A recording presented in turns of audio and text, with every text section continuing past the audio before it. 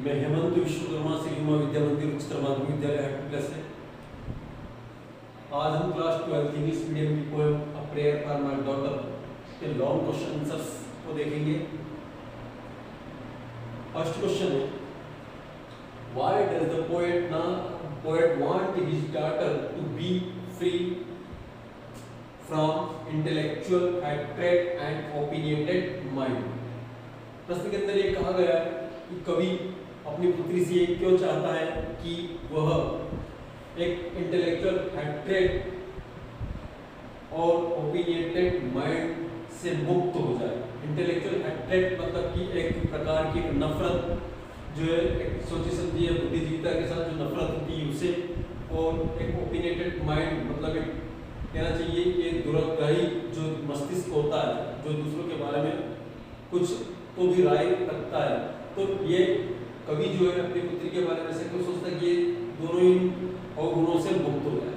देखते हैं हम answer. The poet, in order to make his daughter's future safe, wants her to be acquire some virtues, which is the only way that can protect her from the bad days which have already crept in.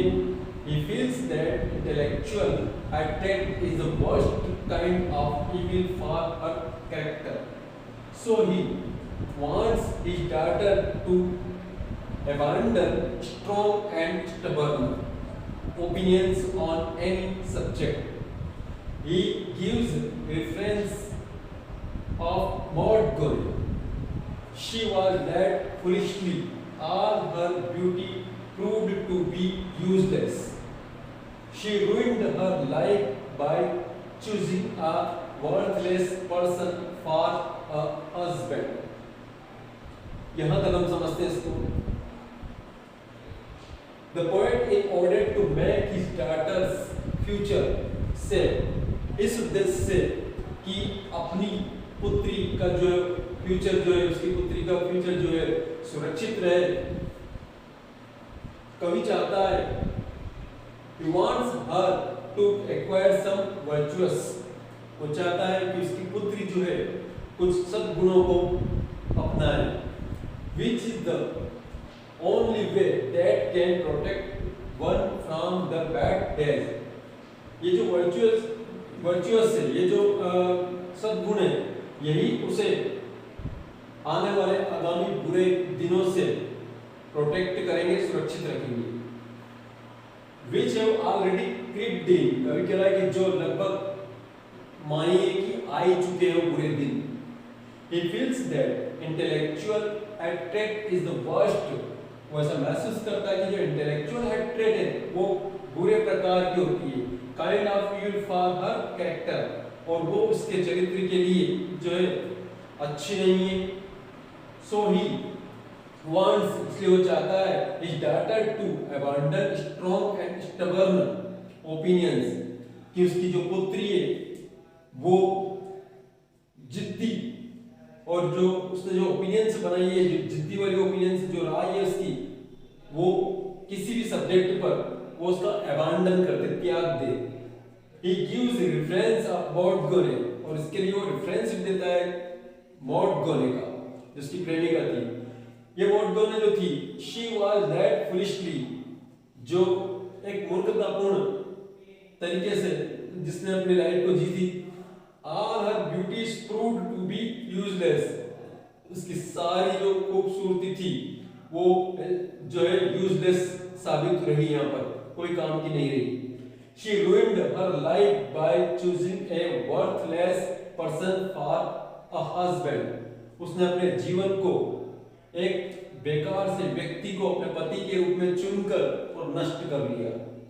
So he wants his daughter to be free from all intellectual hatred and opinionated mind. इसलिए कवि चाहता है कि उसकी जो लड़की है वो इंटेलेक्चुअल हैट्रेड और ओपिनियटेड माइंड से मुक्त रहे। अर्थात एक बुद्धिजीविता के साथ जब हम किसी से नफरत करते हैं वो, और एक जो है जो ओपिनियटेड माइंड जिसको कहते हैं कि दुराग्राही जो सोच होती है उससे वो मुक्त रहे। For only then she would be capable of enjoying inner peace, happiness। और जब वो इन दोनों अवगुणों से मुक्त रहेगी तभी वो जो जीवन है उनकी उसकी खुशियों को वो एंजॉय कर पाएगी और एक इनर पीस महसूस कर पाएगी। Second question, why was the poet so much worried about the future of his newborn daughter? कवि अपनी जो बेटी है जिसका जन्म अभी अभी हुआ है उसके भविष्य के लिए इतना चिंतित क्यों थे? आंसर इसका, this poem is a personal poem of W.B. Yeats। It reflects the gloom of the poet and his fear of stormy future। As this poem was written after First World War, it reflects the post-war frustration। This poem was written soon after the birth of his daughter। समझते हैं इसको कि ये poem जो है, this poem is a personal poem of W.B. Yeats। ये जो W.B. Yeats की जो पोएम थी ये प्रेयर फॉर माय डॉटर, ये उसकी पर्सनल पोएम थी, उसकी व्यक्तिगत कविता थी ये। It reflects the gloom of the poet. और ये जो पोएम है इसके माध्यम से जो कवि का जो दुख था, जो उसको एक भय था, वो जो है वो रिफ्लेक्ट होता है, वो सामने आता है। And is fear of storm future, और उसका वो भय जो भविष्य को लेकर जो था वो इस पोएम के माध्यम से सामने आता है। किस प्रकार का भय देखते हैं हम? As this poem was written after First World War, जैसा कि ये कविता जो है ये कब लिखी गई?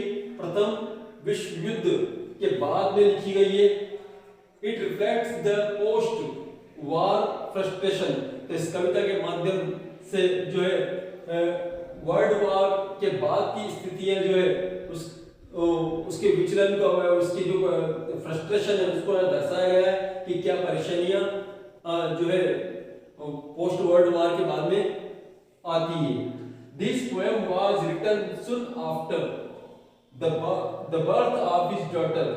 इस कविता को जो है कवि ने अपनी पुत्री के जन्म के जस्ट बाद ही लिखा था। The second coming, the poet had a vision suggesting the end of Christian era and the advent of the new barbaric age। दूसरी बात ये है अब कि कवि ने एक विजन और रखा इस पोएम को लिखने का कि वो बता रहे हैं कि एक क्रिश्चियन इरा जो है अब खत्म हो रहा है। क्रिश्चियन इरा मतलब जो है अच्छा युग जो था, जो देवी देवताओं का युग था, वो अब यहाँ खत्म होने जा रहा है। और ऐसा लगता है कि एक बारबेरिक एज का जो है अब आगमन हो रहा है। बारबेरिक एज मतलब क्रूर जो युग होगा वो अब आ चुका है लगभग। Besides the bloodshed in Ireland consequent upon the Eastern Rebellion of 1916 and the outbreak of Irish Civil War accompanied by World War I had already filled in the poet's mind with gloomy forebodings।